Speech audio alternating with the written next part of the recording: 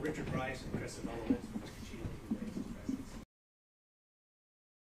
Your Honor, who waives his attendance at the hearing. I think we're now to Mr. Roman. Good morning, Judge Ashley and John Merchant for Mr. Roman, and he waives his appearance. Greg Gillen and Anthony Lake for Mr. Schaefer, and he is present. All right, and then Mr. Floyd.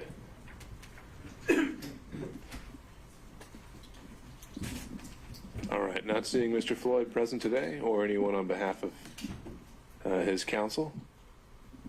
He received notice that today would resume, and so I will make a finding that he's decided not to attend today's round 2. All right, anything we need to take up before resuming? We have someone from the gallery. Sorry, Robin Martin, I wanted to bring up John Morrison's office. He's sick today.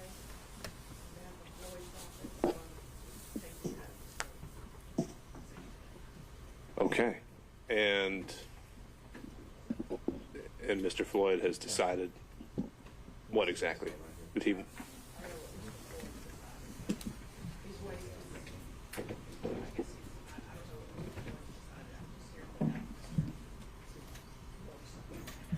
Ms. Cross? It sounds like it's a deliberate choice for Mr. Morrison not to be present this morning, and the defendant was certainly here yesterday if he joins later. Otherwise, I think we can call that a voluntary waiver. Okay, I agree, and I haven't heard anything else from Mr. Morrison or any other counsel. Is there anything we need to take up before resuming testimony here? Let me start with the state. I'm sorry, thank you, Your Honor. Yesterday, the state had asked that Ms. Yurdi be, her subpoena be held in case we needed to recall. I let her attorney know last night after speaking to him. We don't intend to recall her, and as far as the state's concerned, I know she'd already been released from the subpoena from the other side, so there was no reason for her to be today from the state's concerned. All right, Ms. Merchant, can we excuse Ms. Yurdi? I talked to her attorney last night, and I said we had a different conversation, so I think she's still on standby. So your position has changed since yesterday? Well, based on the state's representation that they may have rebuttal evidence, but they didn't give us that, so I don't know what that is. So in rebuttal, if they present something in rebuttal that I need to call her to talk about, then I will. All right, we'll address it as it comes up. What else? Anything else, Ms. Cross? Not from the state, Your Honor. Okay, Ms. Merchant? I know that we're still in the middle of Ms. Willis, but we need to address some of the things that were said yesterday in court in regards to Mr. Bradley's privilege, things like that. Do you want to do that now, or would you rather do that before Mr. Bradley? When you say address them, what do you mean? Well, there's a couple different issues, but we've got the privilege issue is one of them. But I also, what I did was I drafted all my questions, and I thought I could give those to the court, opposing counsel, everyone could review them, so we didn't have to worry about the privilege stuff.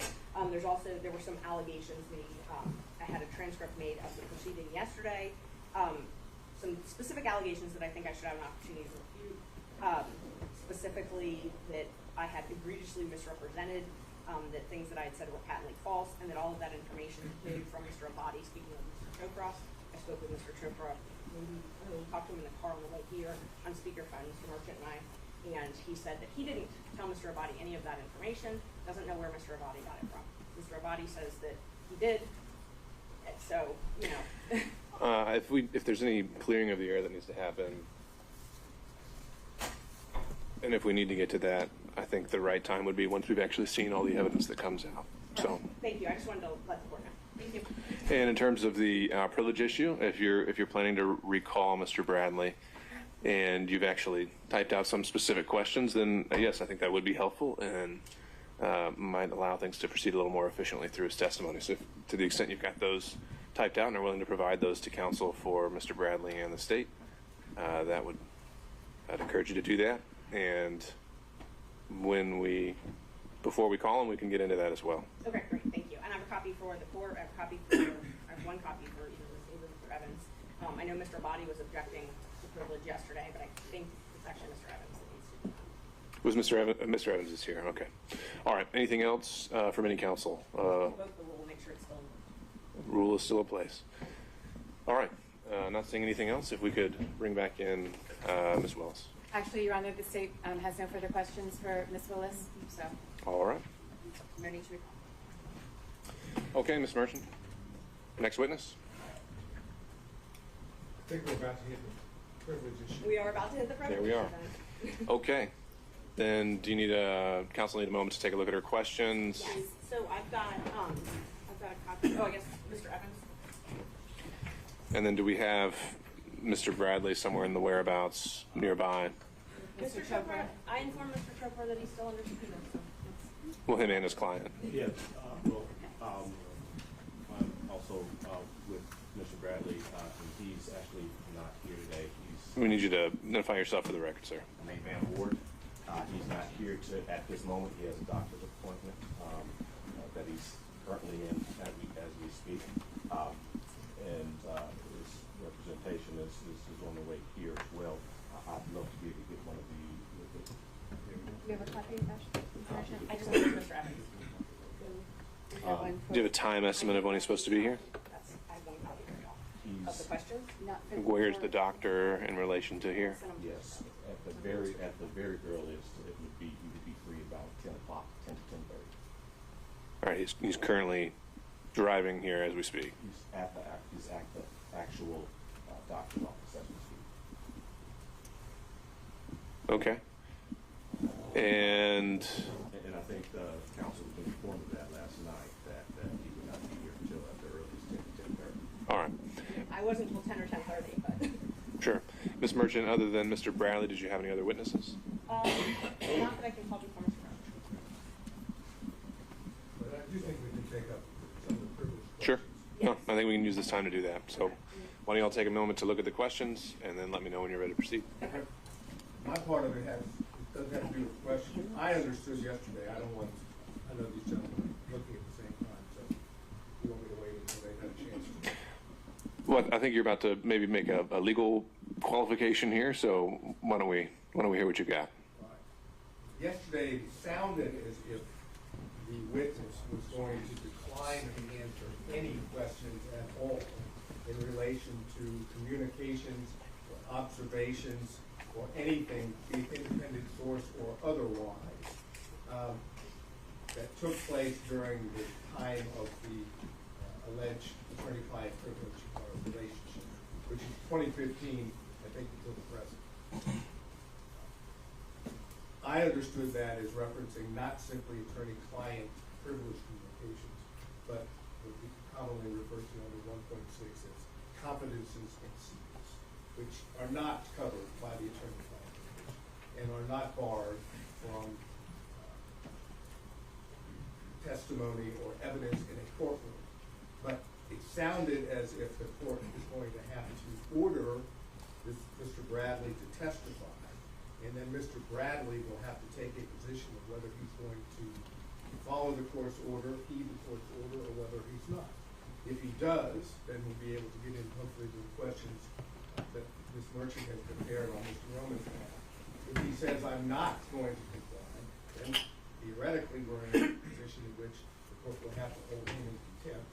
And then, at that point, my guess would be that somebody would say, I would like him to have the contempt stayed while I take it up on appeal. So I'm just trying to play through where we're going to be. Because if we're going to do that, we might as well know this before we start putting him on the stand. I think that's a good thing to flag now, and I agree that yesterday during the hearing there was some intermingling of 1.6 and attorney-client privilege, and now having had the time to kind of parse through that, and it does seem that there is a distinction between the two. One is not covered by the evidentiary privilege, and pulling the case of Tenet Healthcare Corp., 273 Georgia 206. Supreme Court doesn't make that distinction. So to that end, Mr. Evans, as we work through these issues, I would say that when Mr. Bradley takes the stand, I would be directing him to respond and be responsive to any questioning that may be covered by Rule 1.6. That would be the order of this court. But that still reserves the issue of attorney-client privilege. So as you're reviewing those questions, we'll keep that in mind, and I'll be interested to hear your response. Anything else you think we should clarify before we take a break to look at the questions? Do you have a copy for me? Yes, I do. A copy of the questions, Judge, and I also have copies of there's the exhibit that I would be filing, reported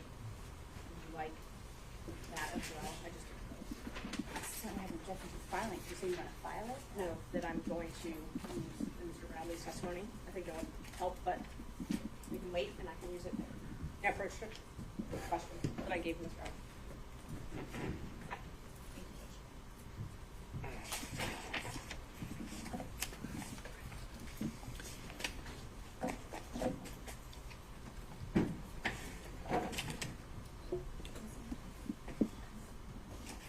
All right, and counsel for Mr. Bradley, I'm sorry, can I get your name one more time? I didn't write it down.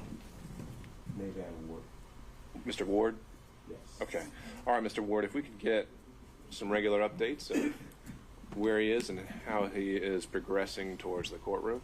And then when everyone has had a chance to read these questions in the interim, let me know and we can take this up. Mr. McDougald. I have a text message from one of Mr. Floyd's lawyers that he's logged in on the Zoom conference, Your Honor. Okay. Is someone joining us by... Thank you. Is someone joining us by Zoom that wants to appear for the record? Yes, Your Honor. Chris Kucherov for Mr. Floyd. All right. Thank you, Mr. Kucherov. And I think we had a legal assistant here announcing on Mr. Floyd's behalf, but I think it would be better to have counsel of record any announcement in terms of Mr. Floyd's presence this afternoon, or excuse me, today.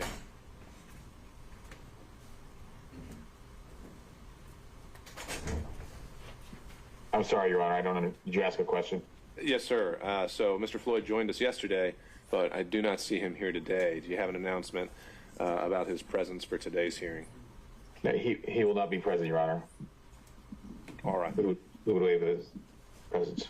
Okay. Thank you, Mr. Kucherov. All right. We'll be in recess until I hear from the parties. Thank you.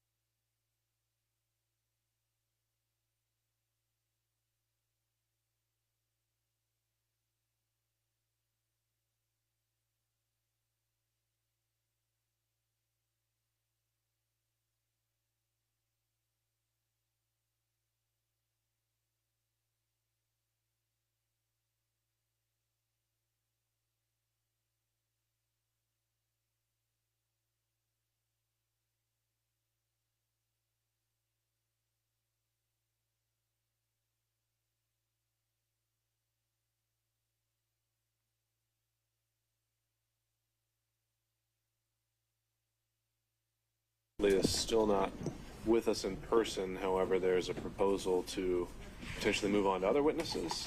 Why don't we start with the state? Ms. Cross.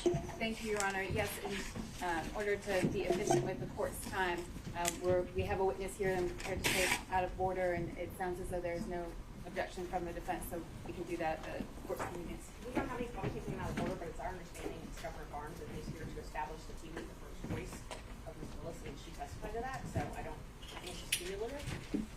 I don't know why we need to call him to establish the fact that's already been established. We're not refuting that fact. We're impeach her on that fact. Ms. Cross, I think did she say it was her first choice? Did she not say who was her first choice? I think that's, I don't believe that the governor's name was mentioned. I think there are some facts and circumstances surrounding the search for someone to take over the lead of this investigation at that time. Now prosecution is something that, given the allegations in the case, is certainly relevant. All right, and it doesn't sound like it would be all that long a witness I don't anyhow. All right, so in that case, we can transition over, and Ms. Cross, I'd like to call your witness. Thank you. The state would call Governor Roy Barnes. And Judge, just so I'm clear, so you had told us not to ask questions about qualifications, so we did not ask any of our witnesses about qualifications. So if the state's now going to bring in evidence of that, we would just ask permission to now be able to go into that. Sounds to me, well, Ms. Cross. If you want to ask Governor Barnes about his qualifications, that's certainly something he'd have knowledge of. I don't know what his basis of knowledge for anyone else's qualifications might be, but I also don't think that opens the door to anything other than what my understanding of what the testimony was. As I hear it, the issue of qualifications versus who was her first choice is going to be relevant to her intent, maybe, and perhaps that issue of the case in whole. I don't think that necessarily opens the door. We'll see how it goes. I believe he's being brought up, Your Honor. All right.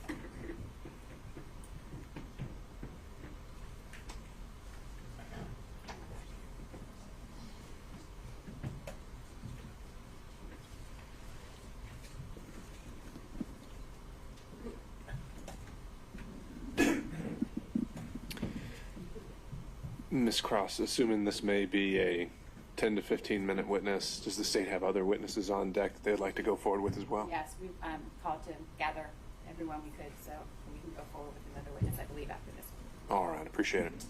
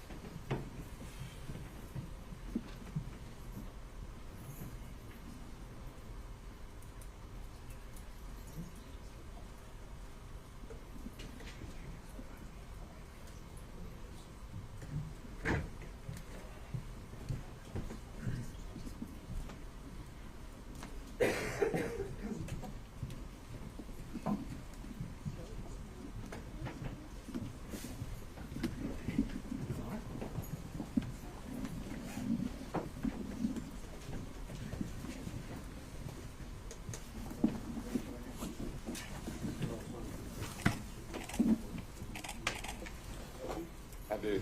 Please state and spell your full name for the court. Roy Eugene Barnes, Royeugene, Barnes, Barnes. Say, good morning, Mr. Morning. Barnes. Can you tell the court a little bit about your background as it relates to your service in public service? I was first elected to the state senate in 1974 from Cobb County, and I served 16 years there. And then in 1990, I ran for governor and was defeated.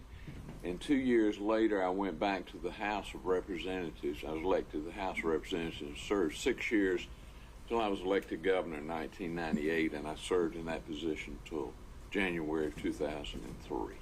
And after serving in the position of governor, can you tell the court a little bit about what you transitioned into after your public service?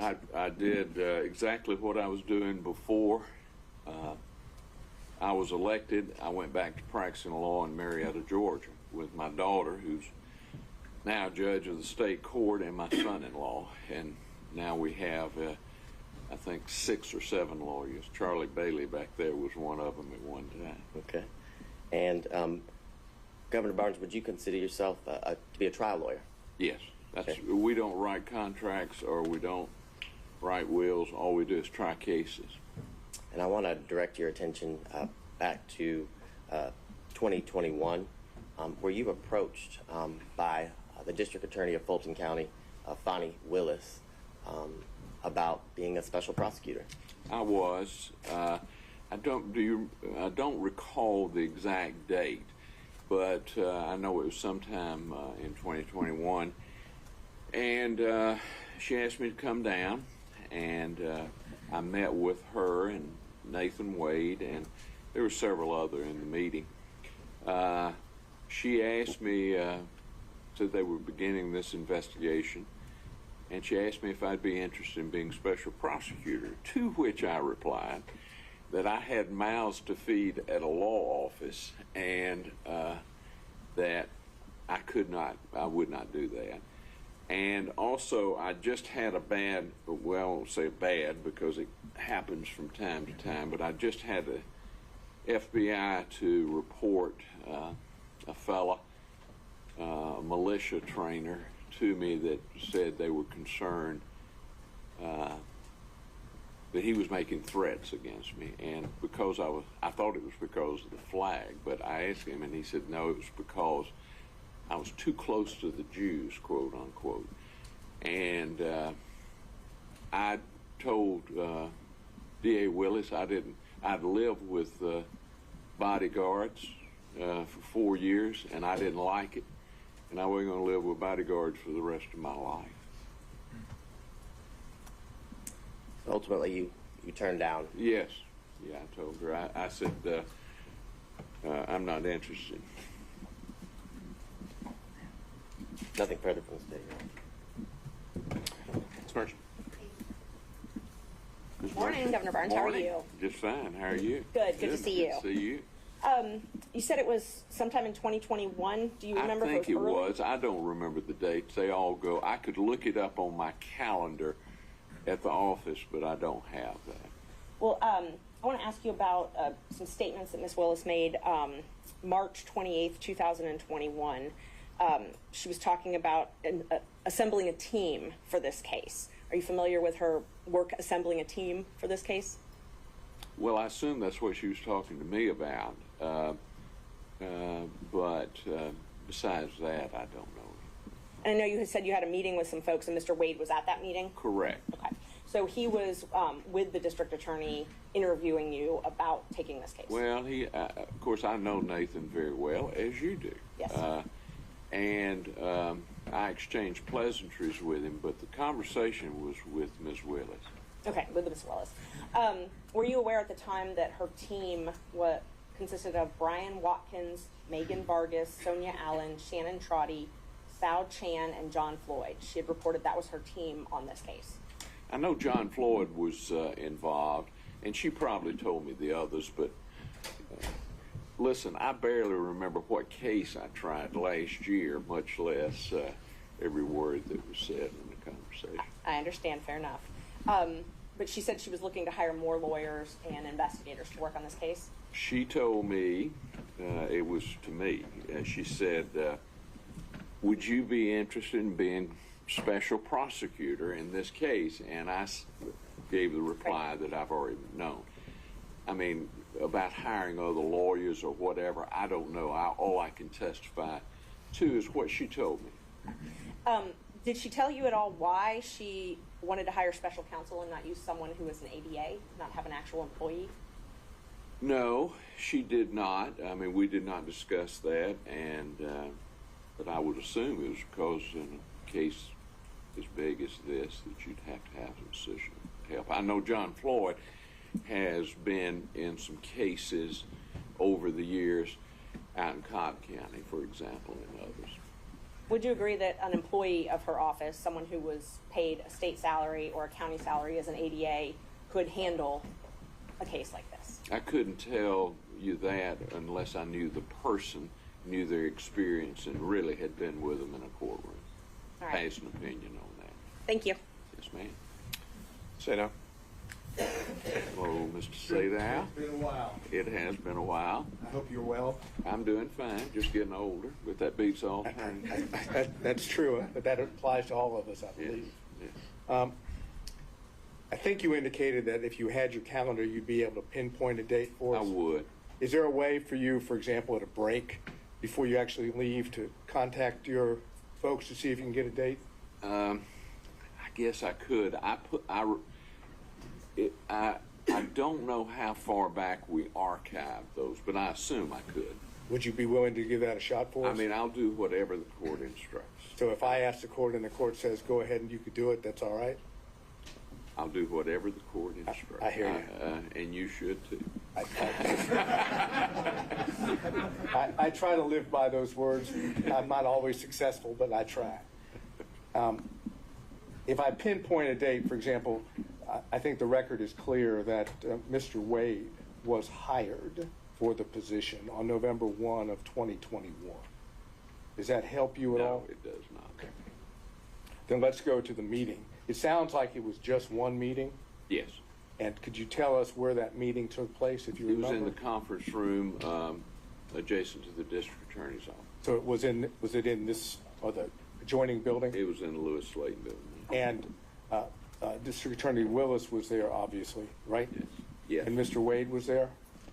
The best I recall, now I could be mistaken about that, it's like anything that far away, but that's my recollection. Do you have a recollection of anyone else being present?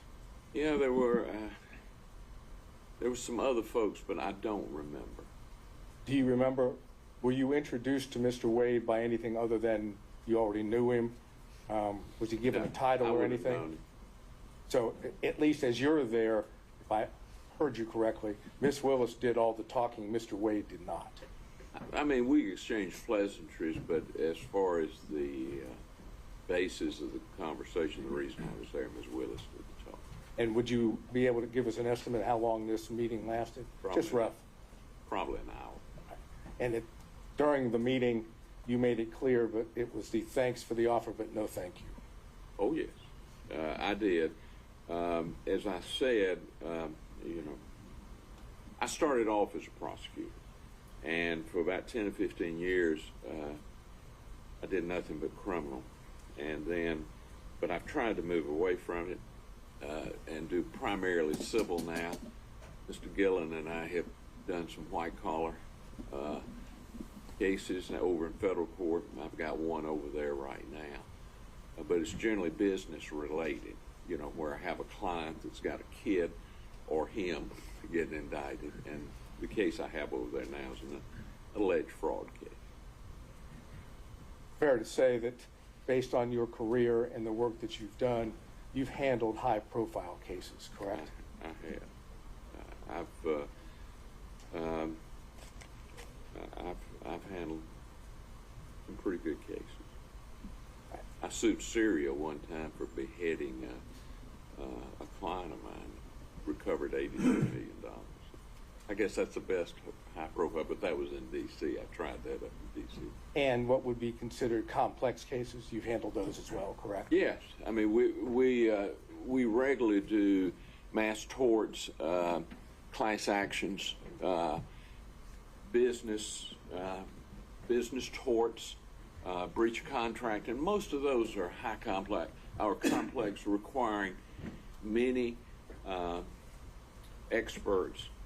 We also do malpractice. I did malpractice defense for about 25 years, but since I've returned from the governor's office, I try not to represent an insurance company anymore, and I just tried a malpractice case before Judge Edlin in November. And those are complex cases because of the type of, medical knowledge and that you have to have, and also because of the many experts that you have. Thank you.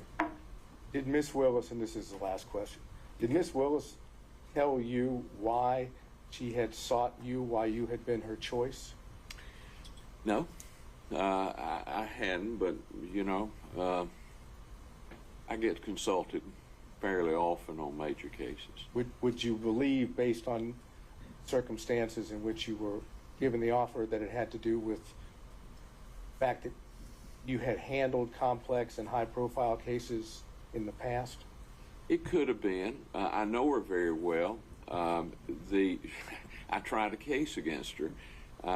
She worked for the JQC, and I represented Judge Robert Crawford, Mac Crawford, and she prosecuted him, and I defended him. She beat me at the trial. I turned it around at the Supreme Court.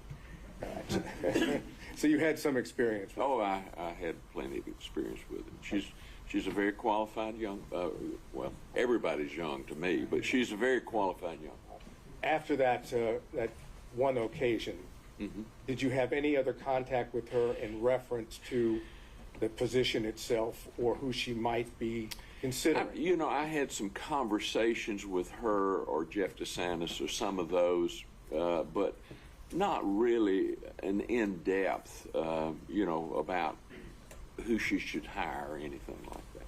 Did the name Nathan Wade come up in those conversations with her? No. Right? No. Nathan was there, I thought. Now, I could be mistaken, but I thought Nathan was there when for the I conference. think Nathan was. I'm positive Nathan was there when I met with him. Right, and my question was probably poorly worded, but what I was asking is after the conference and whatever consulting you might have done. Yes.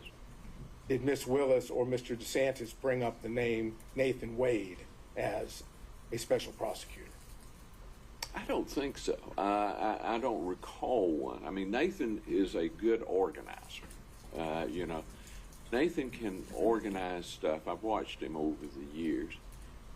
So I wasn't surprised that he was acting as a special prosecutor. And Mr. DeSantis, for the record, who was that? Jeff DeSantis? Jeff DeSantis. Do you know who he is? Oh, yes. Could you tell us who he is for the record? Jeff works in the DA's office. I knew him when he worked for Thurber Baker. You know what his role in the DA's office is? I have no earthly idea. Is he in media? Does that sound familiar? He has done media in the past. Jeff has generally been, I like Jeff, and I'm very close to him, but he's generally been on the other side of my campaigns. All right, so we're talking, the best of your recollection, conference, we don't have the date, I'm asking if you could possibly get it, but the conference you have, Mr. Wade could have been there. Yes, I'm almost sure he was there. And Ms. Willis, obviously, and Mr. DeSantis was there. I think Mr. DeSantis was too. And as far as whether there was anyone else there, you don't have a present recollection? No. Okay, thank you. Next time I'll take a picture so I'll have an exact. Next time, hopefully, you won't have to be here. Well, hopefully not. Thank you, sir. All right, Mr. Stockton. No questions, Judge. Thank you. Mr. Durham.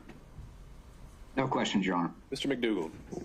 No questions for the governor, Your Honor. Mr. Rice. No questions, Judge. Mr. Gillen. I've been waiting for this. I couldn't give up the chance getting up here, Governor. Good to see you again. Good to see you, Craig. We've done some work in the past together, haven't we? I consider you to be one of my best friends and a crackerjack lawyer. Well, I will say to you on the record that I can understand why they came to see you, because you're the finest lawyer that I've ever worked with. Thank you. I need to put you in the next day. Yeah, there you go. We'll get that. But one or two more questions. Okay. You and I working together when it's appropriate. We've had no qualms about filing motions to disqualify the DA, have we? No. Matter of fact, you and I successfully disqualified the DA out in Cobb County in the Brown case, didn't we? We did. So whatever needs to be done should be done. Represent your client. You got that. Thank you so much. Mr. Couture, are you still with us by Zoom? I am, Your Honor. All right. Any questions? No, sir. All right. And Mr. Cromwell for Ms. Latham? No questions, Your Honor. All right. Any redirect, Mr. Abadi? Can this witness be excused? Your Honor, is there a way that we could potentially ask through you for that date if you can get it? The question is, you want the exact date that the meeting occurred? Yes, if you can get that, please. And I'm wondering if we can, if it's really material, the exact date rather than just its proximity to the November 1st hiring. Is that fair? If he knows whether it was far earlier in the year versus maybe closer, would that obviate the need for the exact date? If you can't get the exact date, of course, we'll take the best we can get. Okay, let's start there. All right. Let me I think, well, look he around. may take care of it for us just if we hold in place here. I'm not sure of this. Well, let me try this first, Governor Barnes, before you do a deep dive in the email there. Do you recall what time of year it was when this meeting occurred? I'm afraid not.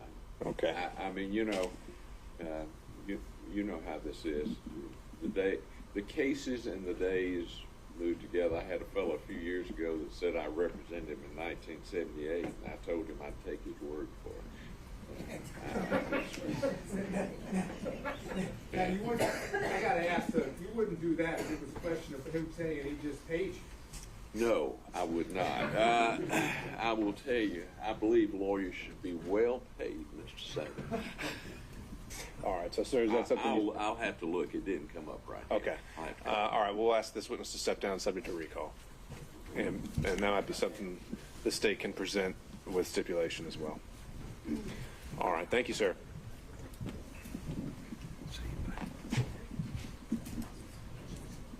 Do we have an update on Mr. Bradley?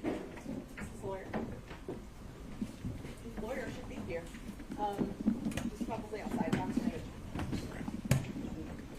The last estimation I heard was about 11:30. Okay. If that's still the case, then Ms. Cross, did you have another witness available?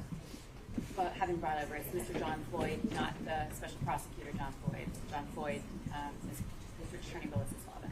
Okay. And is he heading this way? Yes. All right.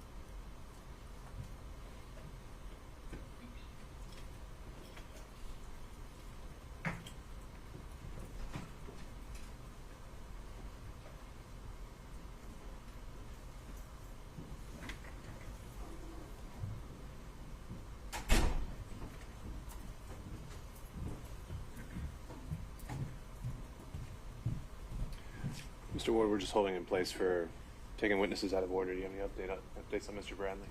Yes, so he was given this appointment in May last, a few more hours. However, he's going to make himself available for Zoom if that's possible. It's the easiest way to provide his testimony. All right. Ms. Merchant? I was outside looking for them. Sure. We found them. I'm sorry? So he is asked whether the defendants would accept his testimony by Zoom. As long as I can show him documents if he needs his memory refreshed, then that's fine. It is not with us. It is With all not. due respect. Yeah, the state would have an objection to this witness not appearing in person. Understood. All right. Mr. Ward, I think we're going to need continual updates from you and also some kind of expectation of what this afternoon is going to look like. I was never informed of a medical appointment, and I think the notice in this hearing indicated it would last at least 2 days. So right now, I think he's in violation of his subpoena. Again, Your Honor, I believe that the counsel's given notice of his doctor's appointment. He missed one yesterday. He took a stand yesterday and was hoping to be with his testimony yesterday. As he stayed here all day. This appointment started at 9, and it's come out of his control with regards to, again, the issues involved with it, as well as going to be 2 days at one time. I'm just trying to get more. I mean, we initially been told maybe it was going to be 9:30 and 10. Do we have any better idea to get a realistic expectation of when we think we can have him here? If it's Your Honor's will wish, just tell him to come on in and we have to go back to this one. Is he, without getting too much into the particulars, has he already been seen by the doctor and he's waiting for results, or is he still waiting to be seen by a doctor? I'm just, Both. He's been consulting with the doctor and they're waiting for it. and after he gets those results, he was supposed to have another meeting with them today as well. But potentially that meeting could occur later. After they're able to figure out the purpose of the actual appointment. Okay. If you can get any kind of an update on how much time they think that those results are going to take. If it's more than an hour or two, I think we would want to start bringing him here, and he can have that follow-up consultation later. All right. Thank you, sir. Did Your Honor want to take up the 1.6 motion? At this point, I think we've got something else that can occupy our time, and I think we need to move forward with that. Understood. All right. Of course. Yeah, absolutely. And I didn't learn about the equipment. Right. Okay. Understood. Ms. Cross. Yes, Your Honor. Mr. Abate will, Mr. John Floyd. Mr. Floyd, if you could have a seat, sir.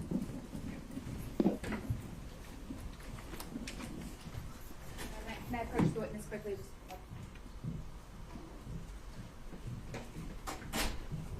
Thank you.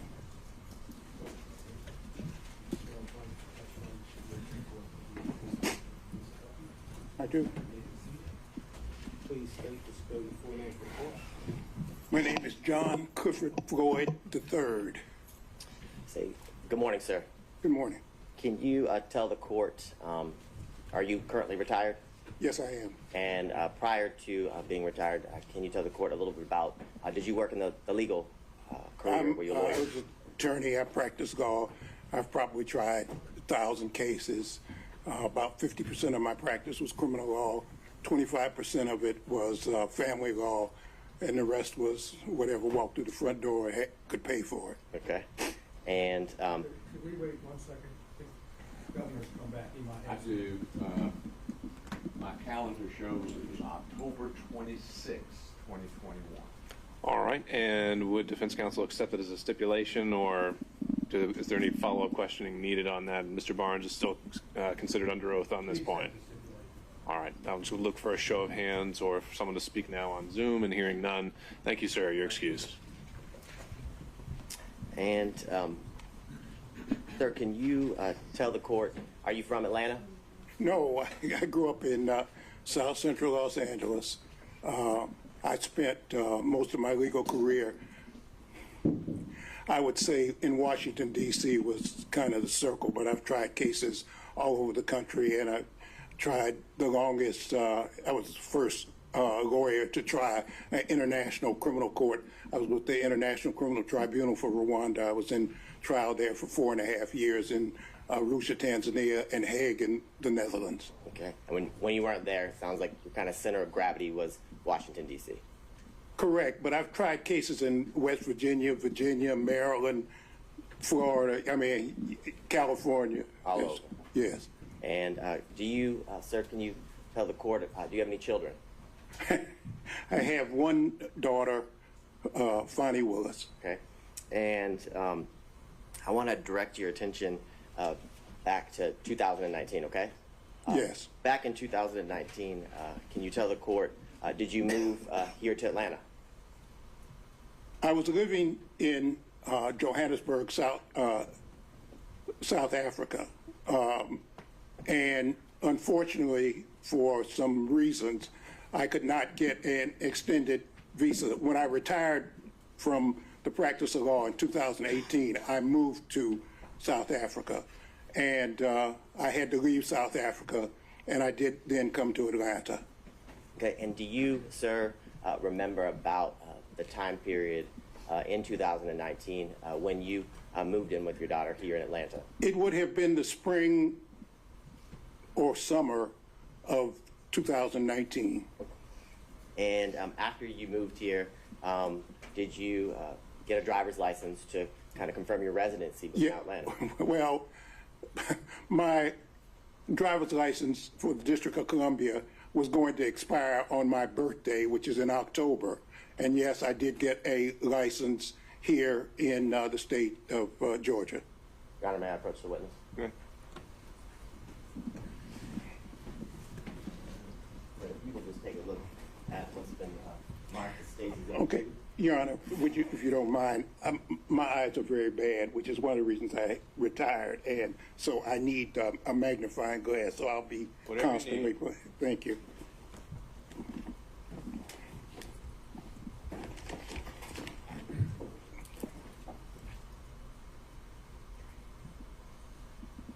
Yes, I see it was issued on 9/28/2019. Okay, so before we get there, do you recognize State's Exhibit 2?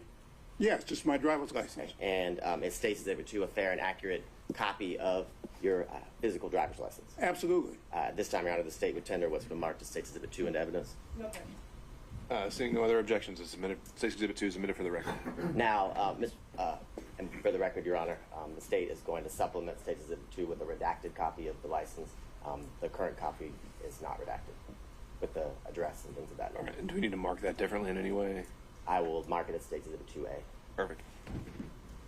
Now, you talked about when your driver's license was issued. Can you tell the court when was that driver's license here, your Georgia driver's license issued? It was on 9/28/2019. Okay, so September 28, 2019. Now, when you moved into District Attorney Willis's home, who lived there? Well, my daughter lived there. I lived there, and from time to time, my grandchildren would come. Okay, and did your grandchildren, were they at school coming and going? Exactly. I think they were in school in various jurisdictions. And during the time, how long did you live at or with Miss Willis and at her home here in Fulton County? She was forced to move after she was elected. I don't know if you want me to go through the whole thing, but that, Your Honor, if Your Honor will indulge me.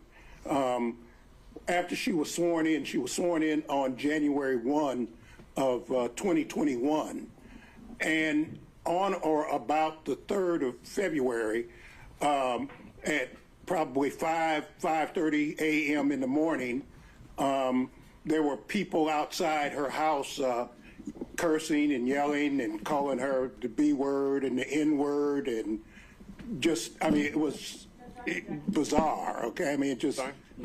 Pause, sir. Mr. Abadi. Here's the objection to you. I would say it's a effect on the listener. He was present while all of these things were occurring.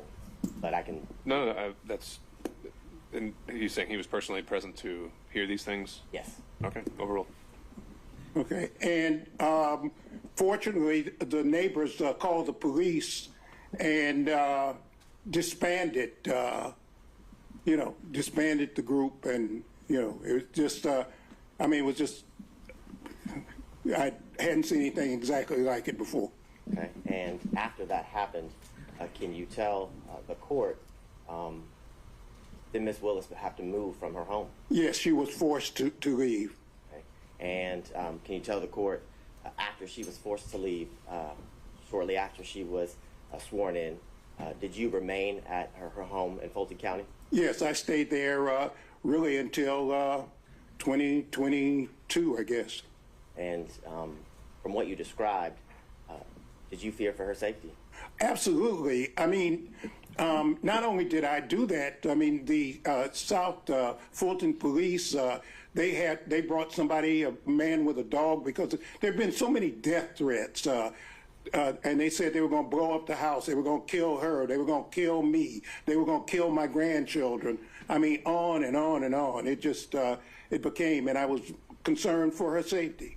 And after those concerns came to your attention, and after what you heard and saw that day, you remained at the house? Yes. And can you tell the court, with what you just described, why did you remain living at the district attorney's home here in Fulton County? I'm sorry, I don't see how this is relevant. Mr. Bond? I believe it's relevant based on a lot of the questions that were asked yesterday of Ms. Willis as to about the security threat and the fact that it was implied that those threats were not necessarily real, in the sense that Mr.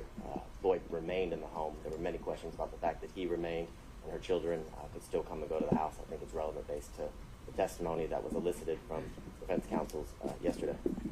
Overruled. Well, these South Fulton police, first they put a car in front of the house that was there permanently, a police car. That was thing one. Thing two, they brought a person with a dog, sometimes more than once a day, twice a day, and they would circle the house to look for bombs. I knew that was a house that my daughter had worked for. It was a brand new house. She's the only one who had ever lived there. It's a 4-bedroom, brand new house, and somebody needed to protect the house, and I stayed there to basically take care of the house, to take care of the yard, to take care of that. Also, somebody sprayed, again, the B word and the N word on the house, and I don't think my daughter even knew that. I cleaned it off and called the police, and South Fulton police, they have, I'm sure, all the records of all the things that happened. And all of the neighbors, I notified all the neighbors to look out and to watch out. And it was so crazy. It was just so crazy. We'd have people would show up and park car. There was a guy parked for probably 8 hours out in front of the house. It was just, and we'd call the police, and,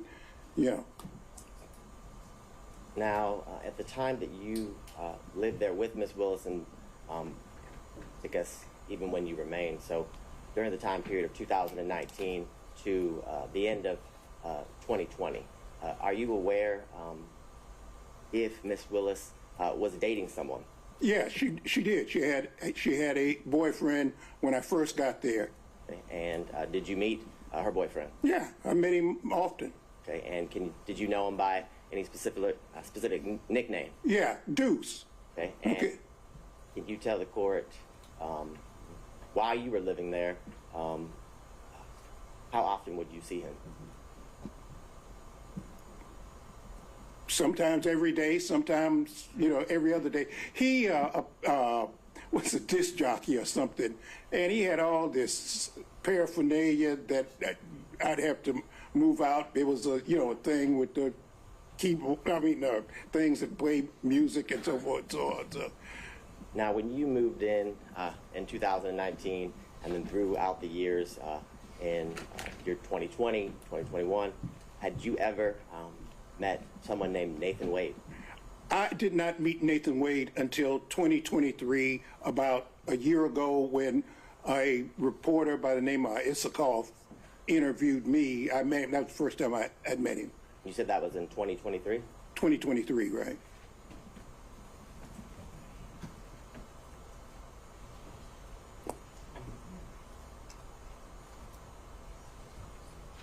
And I know you said you hadn't met him until 2023, but when you were living at Ms. Willis's house in Fulton County, did you ever meet Mr. Wade in the year 2019? Absolutely not. How about in the year 2020? Absolutely not. Did you ever see Mr. Wade at Ms. Willis's Fulton County house in the year 2021? Never. And is it your testimony that the only time or the first time that you met Mr. Wade was in 2023? Let me say something. Mr. Wade said that he remembers seeing me, and I do remember some banter. I'm a member of Kappa Alpha Psi fraternity, and there's kind of this thing that goes on between fraternities, and Mr. Wade is a member of Alpha Phi Alpha, and they, you know, so they, I do remember there was some kind of banter when my daughter was sworn in to be district attorney between me and a couple of guys, and he said he remembers me. I don't remember him. And prior to that experience that you're talking about, as well as, I guess, your official meeting in 2023, had you ever even heard his name? No, never. I don't think I have any further questions, Your Honor. Ms. Merchant? Yes, thank you, Judge. Good morning, sir. Fine. How are you, counsel? Good, thank you. Just got a couple questions. On Monday, we heard you were in California. Do you have a place in California?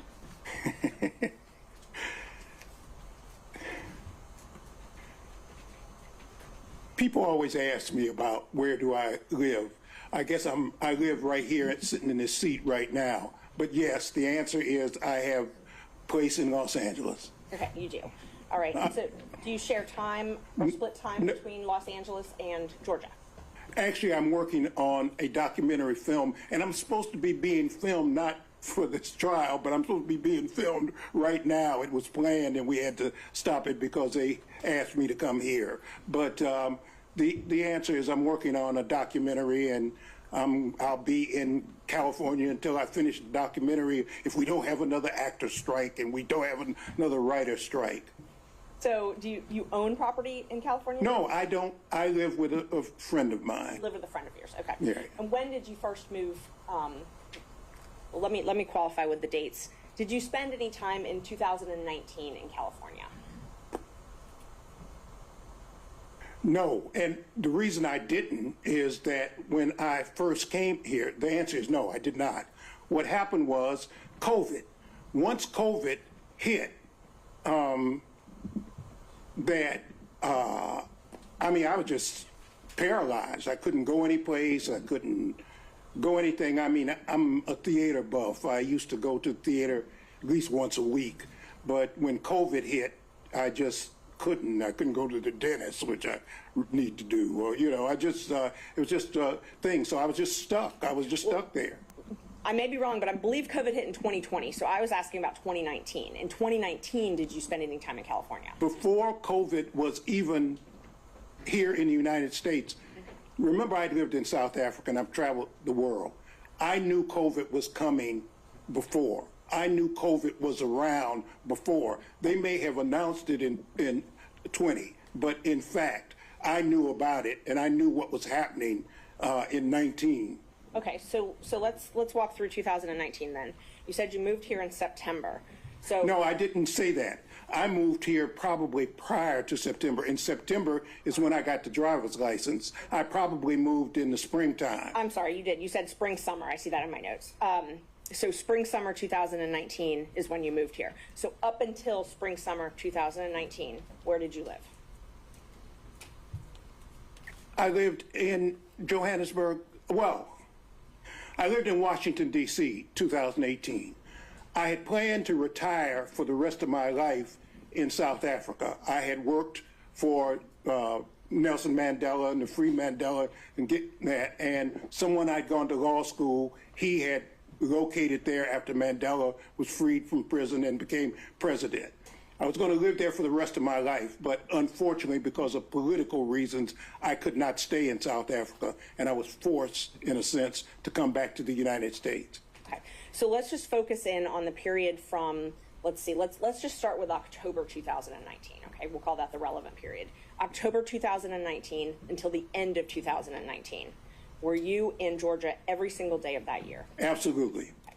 So now let's move to 2020, okay? And every single day, before I move on, every single day in 2019, you slept at your daughter's house, correct? That's correct. Okay. So let's start in 2020, all right? So 2020, the entire year, did you travel anywhere? No. Okay. You didn't travel at all that year? No. So, And I didn't go to the movies, which upset me also. So that entire year, 2020, you remained here in Georgia? Right. Okay. In 2021, did you do any traveling? No. So when did you move back, or when did you start this documentary film in Los Angeles? What I had been doing to occupy time as I was writing my own memoir. As I delved into my family background, I discovered something, and that's what got me to working on the documentary. So I want you to understand what was going on in my life. I pitched I have a movie script called Bad Blood. I have a movie script I was trying to sell. So I tried to sell that, and I just happened to mention something that happened during the civil rights movement.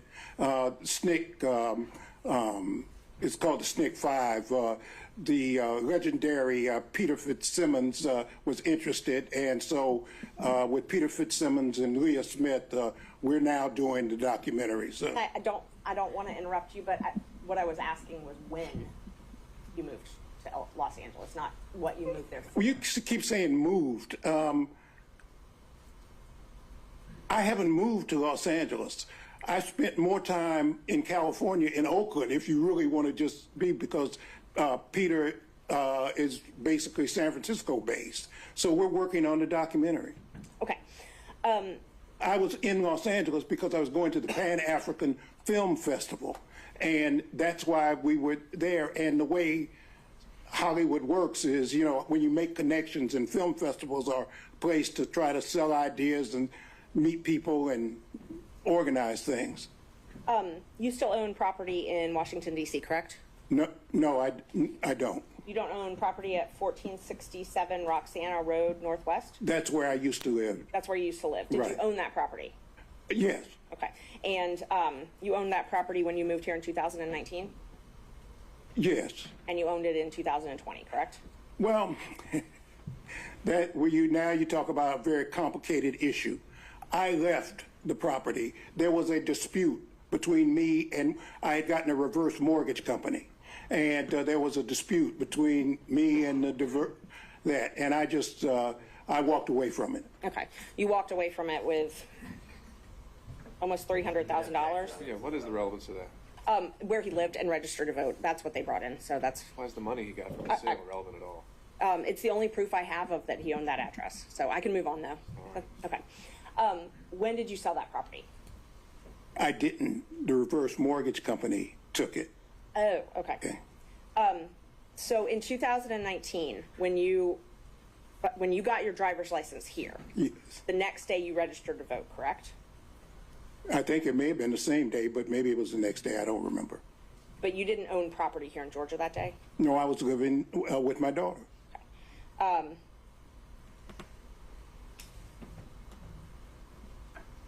You said that you met Mr. Wade, that you remember you met in 2023, right? That was the first time you Correct. remember? Okay.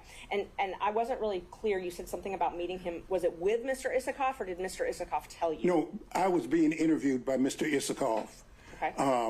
And he walked in, and I met him. That was the first time. He walked into the office, and Where were you being interviewed? at the district attorney's office. And Mr. Wade walked into that interview? Yes.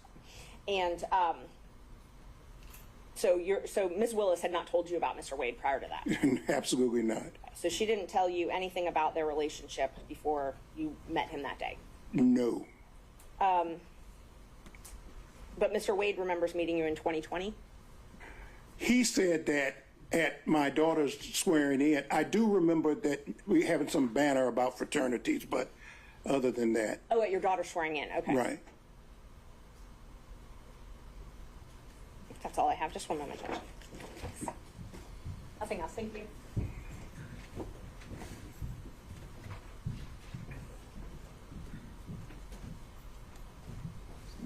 Morning, sir. Good morning. How are you, counsel? I'm fine. I'll try to ask you some specific questions if we could, okay? And I'll give specific answers if I can. Perfect. Okay. The driver's license address, I'm not going to publish. That is State's Exhibit number 2. But is the address on that driver's license the home that you're referring to as your daughter's in South Fulton? Absolutely. Okay.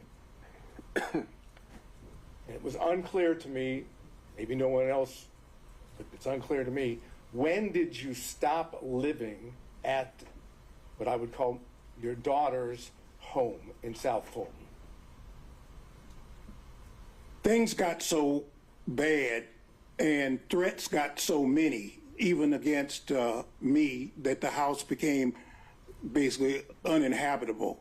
You know, I got tired of sleeping in one room one day and no one that. I would say December of 2022, something like that. December of 2022. Right, that's about right, yeah. Now, let me change and go back for another date. You had indicated, and I didn't hear it, when was your daughter, Miss Willis, when was she sworn in as district attorney? On January 1, 2021. Okay. And did you indicate that there was an incident, and I know you've described it, was that incident on February the 3rd, 2021? That's my best recollection. Okay.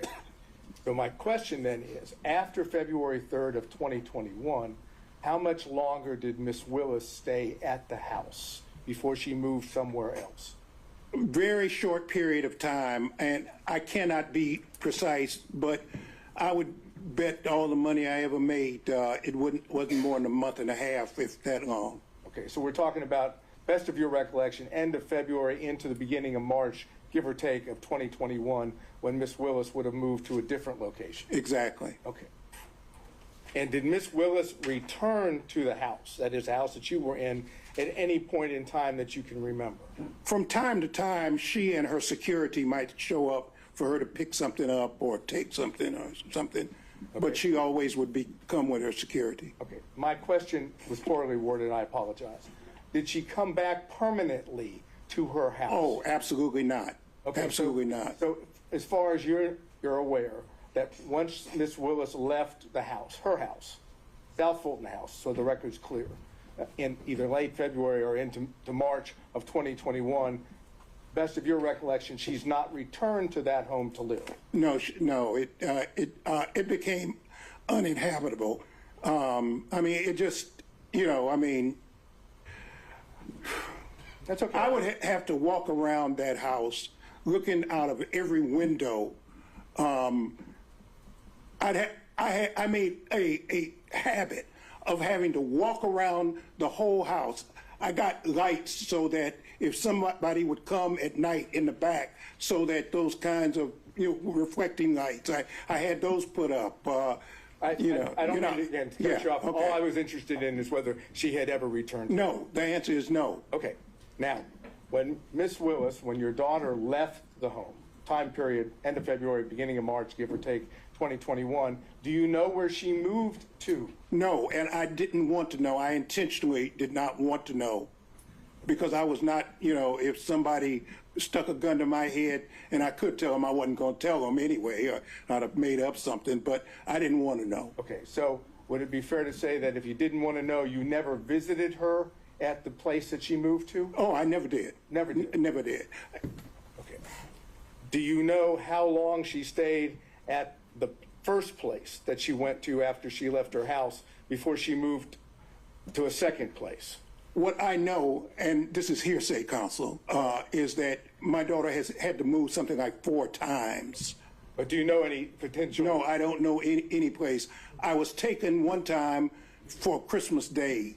I've only seen my daughter, and this is very hard for me to say, but During the period my daughter left, I've only seen my daughter 13 times because I can't, and we've never seen each other more than maybe 3 hours because of, you know, the nightmare threats against her and me. And I understand that, and from the perspective of being a father myself, I understand what that means. So I'm going to move away from that. I was just trying to get an idea of date-wise, okay?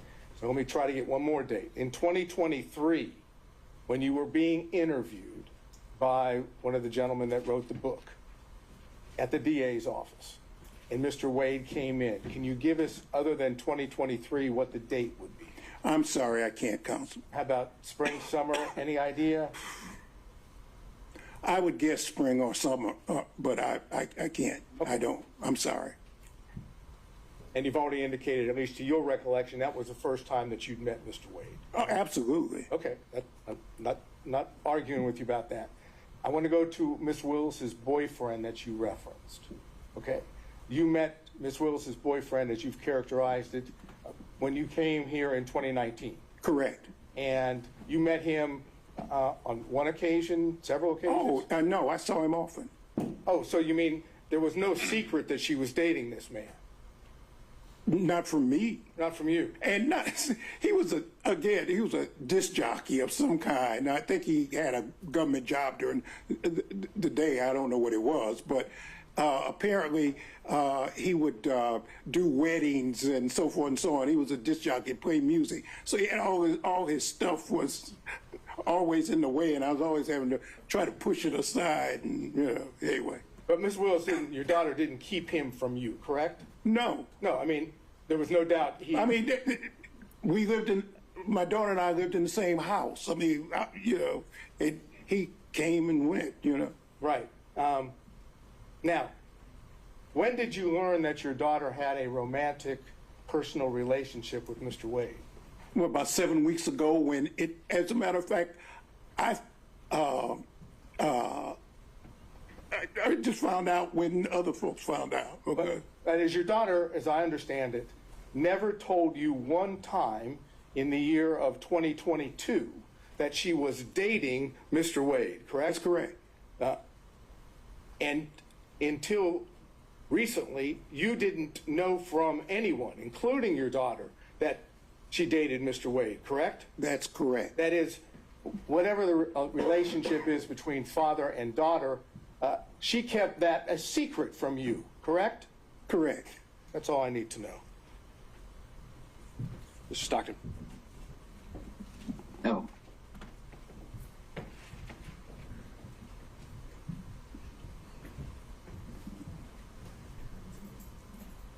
Good morning, Mr. Good morning. Correct. Good morning, Counsel. When your daughter moved or left the house that she owned, did she say anything to you about having a large savings of cash? Oh, no, no. See, maybe, excuse me, and Your Honor, I'm not trying to be racist, okay?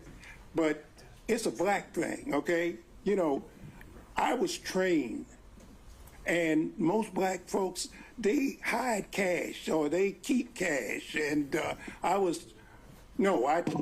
trained, you always keep some cash because I've been places, and just because of the color of my skin, for example, I took a fellowship at Harvard when my daughter was just, if I might, Your Honor, if I might, when I was just, she was just, you know, maybe 3 years old. And I remember going to a restaurant in Cambridge, Massachusetts, and I had a American Express credit card and maybe a Visa or whatever. And I had a lot of what they call traveler's checks. I don't even know if they still have traveler's checks, but traveler's checks. And there was a sign said, you know, with the credit card. For whatever reasons, the man would not take my American Express credit card. So I pulled out my Visa card, and he wouldn't take my Visa card. So then I pulled out my traveler's checks. He said, we don't take checks. Now, these were traveler's checks. This was money. I had a $10 bill. I'll never forget this as long as I live.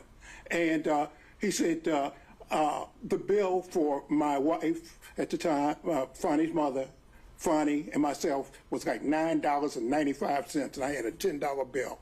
That was all that. And I always remember that. But even before that, I've always kept cash, and I've told my daughter, you keep 6 months worth of cash always. For example, I had 3 safes in my house. I put some of my clients' stuff there too, things I didn't want other lawyers to be, because you're always in a firm, and I knew that there were special conditions, so some of my clients' things I would bring home, put them in the safe. But I've always kept safes, and as a matter of fact, I gave my daughter her first cash box and told her always keep some cash. So is that a yes? Yeah. Oh, absolutely. That's all I got, Judge. Mr. Durham. No questions. Mr. McDougald. No questions, Your Honor. Thank you. Mr. Rice. No question, Your Honor. Mr. Gillen.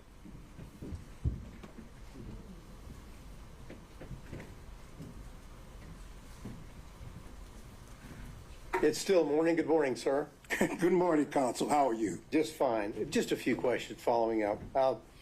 When you were talking about when you learned about Mr. Wade and your daughter, correct? Correct. Now, did your daughter tell you in around October of 2022 that she had gone on a Caribbean cruise with Mr. Wade to the Bahamas? The answer is I knew that my daughter had gone, but I did not know who she went with or what the circumstances were. So I knew that she had gone out of town, but I didn't know with whom. I see. And did she tell you in November of 2022 that she had gone to Aruba and stayed at the Hyatt Regency Resort there in Aruba for 3 days with Mr. Wade? Did she tell you that? The answer was, again, I knew she went out of town. I didn't even know where she went. I knew she was going out of town. She told me she was going out of town. I think she might have said she was going out of the country or something. She'd be gone. But other than that, that was all. Okay. And did she tell you in March of 2023 that she was going to Belize for several days with Mr. Wade? The same answer, that I knew she would tell me she was going out of town, and she may or may not have told me where she was going, but she'd be gone for a couple of days. Okay. Now, in 2023, you were in many days you would be out in California, correct? Some days I'd be in California, correct. Okay. Well, did she tell you in May of 2023 that she was traveling to Napa Valley with Mr. Wade, so maybe y'all could see each other when she visited California with Mr. Wade? The answer is no.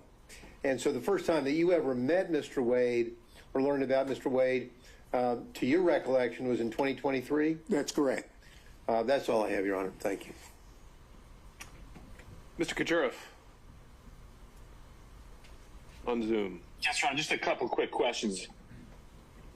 Good morning, sir. I know I can't see you. I can't see you either, but We can take a moment. good morning, counsel. We can take a moment. Let's just pause, see if we can change the screens to show Mr. Kachuroff.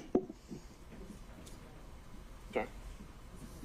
We need Your Honor, I'm on a phone, so it's kind of difficult. Can you turn your screen on now? I'm trying to.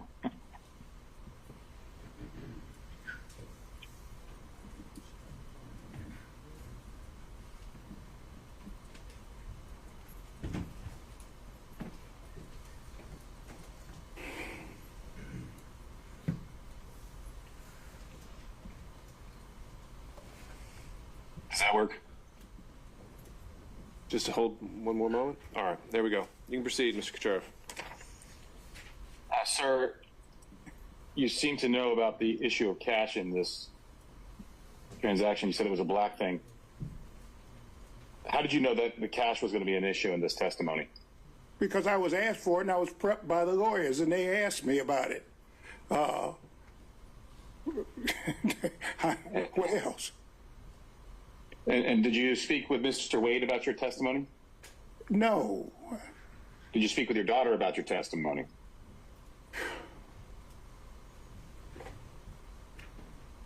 She may have been present when the lawyers were. I really don't remember. If Mr. Wade and your daughter were dating, you wouldn't have known that unless your daughter told you. What do you? Maybe I'm not understanding your question, counsel. So maybe you want to restate. What is it that you're asking me? Yeah, if it wasn't clear, I can re-ask the question. I'll rephrase it. Yeah, right. Yeah, Mr. Wade. if Mr. Wade and your daughter were dating, you wouldn't have known that unless your daughter told you. I did not know that they were dating. And when were you talking about the cash? I didn't know that. I don't know what you're asking me. What I told my child from the time she was a child is always have some money. Always have some money. If you go on a date so that people don't try to stick you and you want to leave whoever, always keep some cash, okay? Mr. Floyd, you answered the question that the attorneys prepped you for that, so that's all I wanted to know. Anything else, Mr. Sheriff? That's it, Your Honor. All right, Mr. Cromwell. No questions, Your Honor. Mr. Abadi? Your Honor. Mr. Floyd, now, it wasn't common for your daughter to confide in you about her romantic life at all. No, and I haven't confided in her about mine before when I had one, okay? And you wouldn't have known about her boyfriend, the disc jockey. Hey, Debs. Is that an objection? I think that might have just been still off mute. Okay. Let's keep going. Now, you wouldn't have known about her boyfriend, the disc jockey, had you not been living with her, correct? That's correct. I'll allow overruled. I have nothing further. Did he answer the question? He did. He said that's correct. All right. By show of hands, any redirect on those points only. Ms. Merchant. Yes. I just want to know when you were prepped by the lawyers, when this prep session was. I just got off the plane on, what was it, Tuesday night? I think I was probably drooling at the mouth. I was so tired. So it must have been, I got in Wednesday. It must have been Wednesday. Okay. And did you talk about any of the testimony from yesterday or watch any news reports or anything like that? Oh, absolutely. You can't cut the TV on without seeing this. The first thing, and I listen to conservative radio a lot, and, you know, last night for 5 hours, all they talked about was this case. So you were aware of what the testimony your daughter gave yesterday was? Yeah, unless you don't cut the radio on, unless you don't cut the television on, unless you don't read the AJC or any other, the New York Times or whatever, which I do every day, of course. So is it fair to say nobody instructed you that you were under the rule of sequestration? Right, and I'm not under subpoena either. Thank you. All right, anything else? Seeing and hearing none, thank you, Mr. Floyd. Thank you very much, Your Honor. It's a pleasure to appear in front of Your Honor. Take care. Thank you. All right, Ms. Cross, let me check in. Was the state planning to call additional witnesses? Not at this time, Your Honor. We're again trying to accommodate if there's a lapse in schedule to be able to this afternoon, but right now that was our last witness. Okay, so even if Mr. Bradley testifies to some extent, it's still the potential that the state has no further witnesses? I anticipate at least one more will be available this afternoon, but that would be it. Okay, so there are potentially more state's witnesses. All right. Judge, before we move on, I'd move to strike the last witness's testimony by violation of the rules. All right, so I think the rule is invoked and the instruction was for the parties to tell all witnesses subpoenaed or expected to appear about the rule. I don't think the remedy is necessarily striking. I think it can go also to this credibility as well. So to that extent, unless Ms. Cross, you want something else to be heard on that, point is made. All right. Do we have an update for Mr. Bradley? Yes, Your Honor. Yeah, he should be here at 12:25. Okay. Then what I think we should do is have these preliminary conversations about privilege, see if we can make any headway, and then take our afternoon break. So to that end, counselors, I don't know if you just want to argue in place there or go to the table, whatever makes you comfortable. But Mr. Chopra, I think maybe it was relayed to you since you weren't in the court earlier this morning. We'd had some initial conversations about the distinction between the privilege and Rule 1.6, and it sounded like you wanted to be heard on that. Your Honor, it was brought to my attention, and I apologize because I don't have things. What do you need? Well, a copy of the case in front of me would be helpful, but it's not necessary. It would just take me a second to keep looking at my phone and respond to the court. Whatever you need to do. Your Honor, I believe the case before court in anticipation of piercing the rule 1.6 is on Corning fiberglass versus American Centeno, is that correct? Pardon, it's difficult hearing counsel. Could you? There's a microphone there at the jury box. You can try to Hear what he's saying. Thank you. either try to lift that microphone up and speak in the jury box or make your way over to the podium or table. Sorry. Is that any better? All right, and no, that was authority provided by Mr. Sadow over our morning recess, and I think that was indicated to go more towards a potential crime fraud argument. I don't think we've really gotten there yet. It's not crime fraud per se. It's the same notion. It's fraud on the court, different proposition. Okay. But yes, and to attorney-client privilege waiver, Right. 1.6 confidential and secret waiver. The case that I had cited to this morning, showing the distinction between the two, was tenant health care. So that's where we were on the threshold issue. Did you have something that you wanted to address on that? I have not been able to review that, Your Honor. I was unfortunately there. All right, Mr. Ward, you're co-counsel with Mr. Bradley?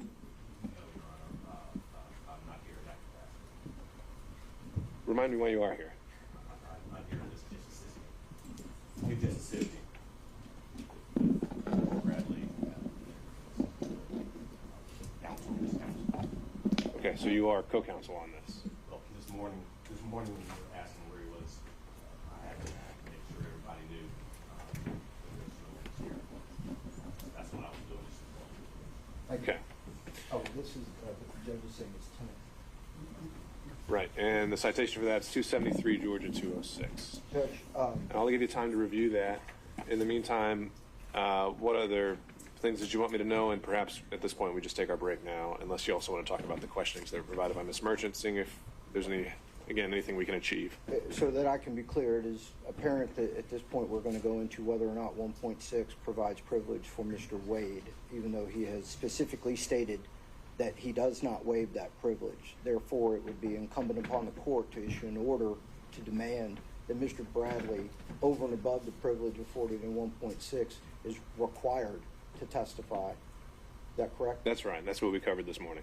And so I would ask the court, is the court then going to travel under the fraud exception? We haven't quite gotten there. We haven't decided whether attorney-client privilege applies. I think there are some other things that we would have to do to, I think we got held up yesterday on 1.6. As I understood it, I was waiting to hear from you whether we are now beyond that. And then if we're in the land of attorney-client privilege and only attorney-client privilege, so Rule 505, then I think Mr. Sadow has some arguments on crime fraud, and I think there's also just the general arguments of, does it exist? Were certain statements in furtherance? Does Mr. Bradley have any knowledge independent of those? Certainly, Right. and in order to keep the court abreast, yes, we are still traveling under, there should be a privilege afforded to Mr. Wade under 1.6, and we are aware of how they will try to convince the court that that should be overcome. So hopefully I can read this case in less than 5 minutes. All right, that's fine. Anything, I guess, as he reads that, let's do this. Assuming we do get beyond 1.6, if you can work with me here, anything we want to add to that? I'm afraid I would have to hear what the arguments were that got us past 1.6. Okay. Judge, I'm not here to insinuate to the court that we would do something else. I don't know. But there was a line of questioning that Ms. Merchant decided to write out and share with the parties. Were there any initial thoughts, comments, reactions to that? Again, just trying to make sure we make the best use of Mr. Bradley's time once he arrives. Your Honor, I just want to say that just to reiterate that my client is not waived the attorney-client privilege. The questions that we reviewed this morning, Mr. Bradley is not able to testify about anything relating to Wade's marriage or dating history after December 2018. That's going to be the operative date. Nor does any of the questions does Mr. Bradley cite to any external knowledge or sources.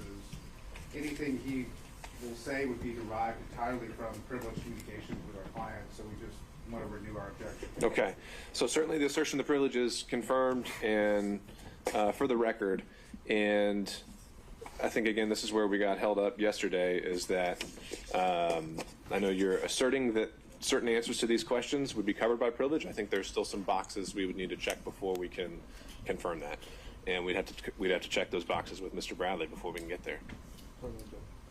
Okay, If there's nothing else, then let's break until 1 o'clock. All right. Thank you all. Thank you.